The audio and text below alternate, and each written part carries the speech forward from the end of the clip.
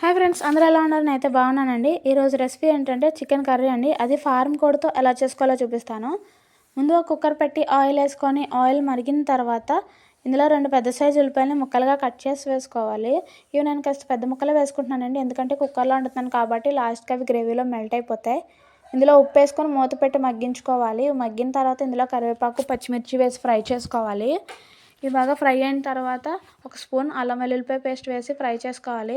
ఇందులో ఇప్పుడు కడిగి పెట్టుకున్న చికెన్ వేసుకోవాలండి. ఇది ఫార్మ్ కోడ్ అండి. కొంతమంది ఫార్మ్ కోడ్ బేగా ఉడకదు, గట్టిగా ఉంటుంది అనుకుంటారు. నా స్టైల్లో చేసి చూడండి, చాలా బాగుంటుంది. సేమ్ టేస్ట్ అయితే నాటుకోడి మాంసంలానే ఉంటుందండి. మీ ఇంటికి రిలేటివ్స్ ఎవరైనా వచ్చినప్పుడు ఈ కర్రీ ట్రై చేయండి. ఈ కర్రీకి ఫిదా అయిపోతారు. చాలా అంటే చాలా టేస్టీగా ఉంటుందండి. ఇది లాస్ట్లో చిన్న టిప్ చెప్తాను బేగా ఉడకడానికి. ఇది మగ్గిన తర్వాత ఇందులో గుడ్లు గుండెకాయలు వస్తాయి కదా, నేను సపరేట్గా కడిగి పెట్టుకున్నాను, లాస్ట్లో యాడ్ చేద్దామని.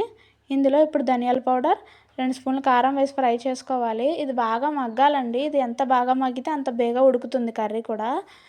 ఈ లాస్ట్లో టిప్ ఏంటంటే, ఇది మగ్గుతుంది కదండి, మనం మసాలా నీళ్లు వేసుకొని కుక్కర్ విజిల్ పెట్టుకునేటప్పుడు లో ఫ్లేమ్లో పెట్టి 10 మినిట్స్ ఉడికించుకోవడం వల్ల మసాలా, ఉప్పు అన్నీ ముక్కకు పట్టి బేగా ఉడుకుతాయండి.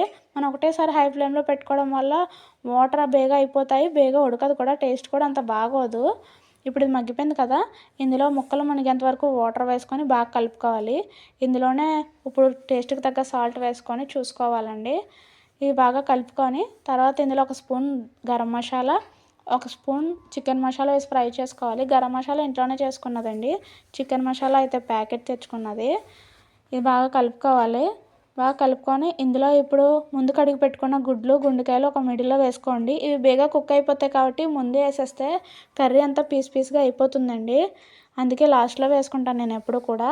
ఇప్పుడు మూత పెట్టి లో ఫ్లేమ్లో 10 మినిట్స్ ఉడికించుకొని హై ఫ్లేమ్లో 10 మినిట్స్ 8 విజిల్స్ వేయించుకుంటే కర్రీ అయితే చాలా బాగుంటుందండి. బేగా కూడా ఉడికిపోతుంది. చూసారా? మీకు ఏమైనా ఎక్సెస్ వాటర్ ఏమైనా ఉంటే 2 మినిట్స్ హై ఫ్లేమ్లో పెట్టుకోండి, వాటర్ అంతా ఎగిరిపోతాయి. చూసారా ఎంత కలర్ఫుల్గా ఉందో? బాగుంది కదా. చాలా అంటే చాలా సింపుల్ రెసిపీ అండి, చాలా టేస్టీగా ఉంటుంది. నా వీడియోస్ మీకు నచ్చినట్లయితే లైక్ చేయండి, షేర్ చేయండి, సబ్స్క్రైబ్ చేయండి. Bye bye.